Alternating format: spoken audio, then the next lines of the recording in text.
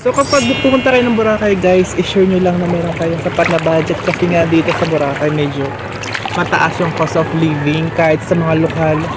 Mataas yung presyo ng bilihin, mga karne, bigas.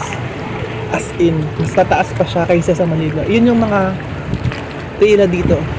Pinaka, kumbaga, totoong buhay sa Boracay. Kasi hindi porket naman sa Boracay yung mga tao yung iba mayaman na. Nandito talagang mahirap din. At kailangan mo dito magtrabaho. As in, dumiskarte. Kapag tambay ka dito, naku, mahihirapan ka mabuhay dito.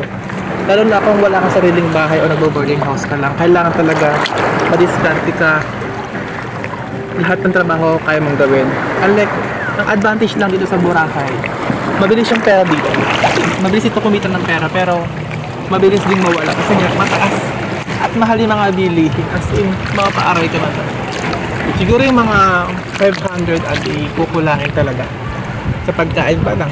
Siyempre, renta ka ba ng bahay?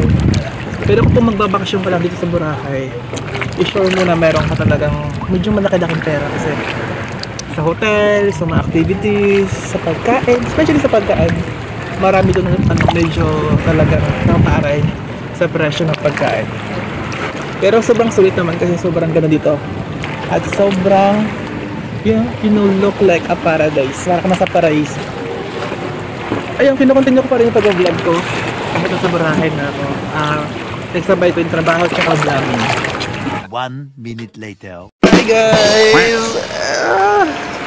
Sarap magbote sa tubig. Sobrang sarap. Alam niyo, nakaka-fresh maligo sa dagat. Ano ang labi ko?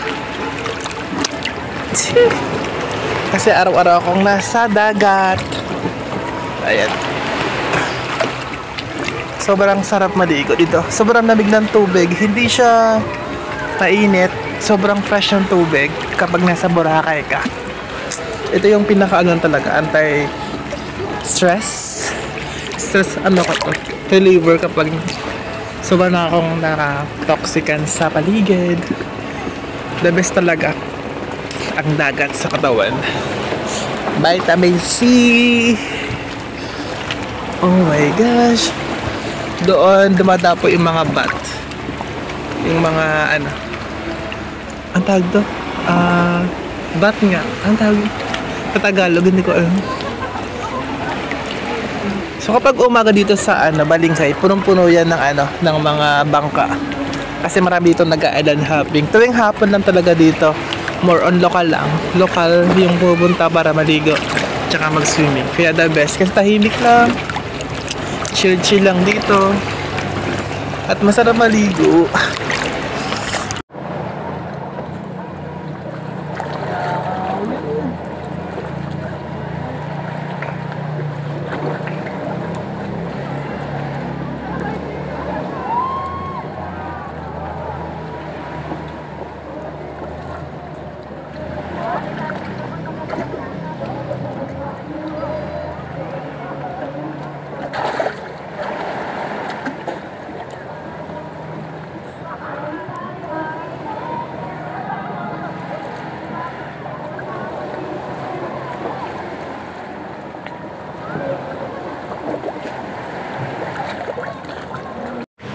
Lumalapas.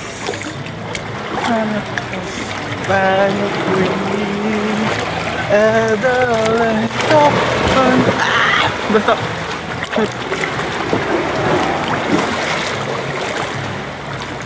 Dito tayo sa mas malalim. Malalim naman. Ito ako sa may kuweba.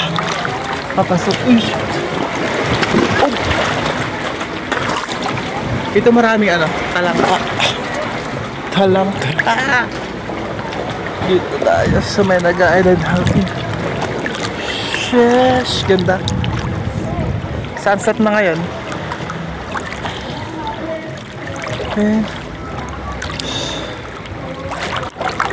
Ayan yung paligid ko. Masatan pa ako. Dito na tayo sa ilid. Mababasa yung phone. Uy.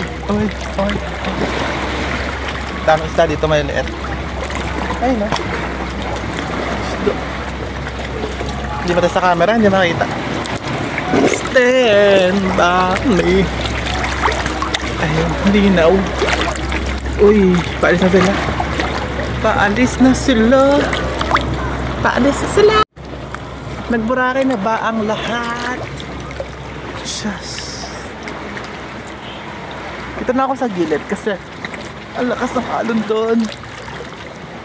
Ito na ako sa may mga bato-bato. Ang hirap pag nakalimutan ko kasi yung hawakan ng vlog ko. Ayan. DIY lang yung hawakan. Kamay-kamay lang. Dito maraming ano. Diyan maraming mga ano, talangka. Tsaka ano. Gusto ko makahuli ng mamahalin. Lobsters. Lobsters, marami. Beach.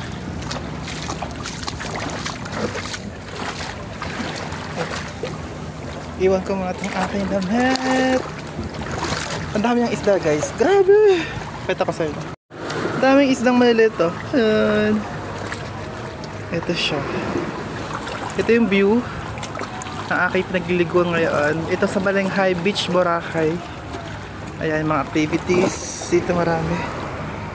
Sabi dito itong isdang maliliit. Tsaka mga crabs. Ayan. Sabihin mo na ako guys.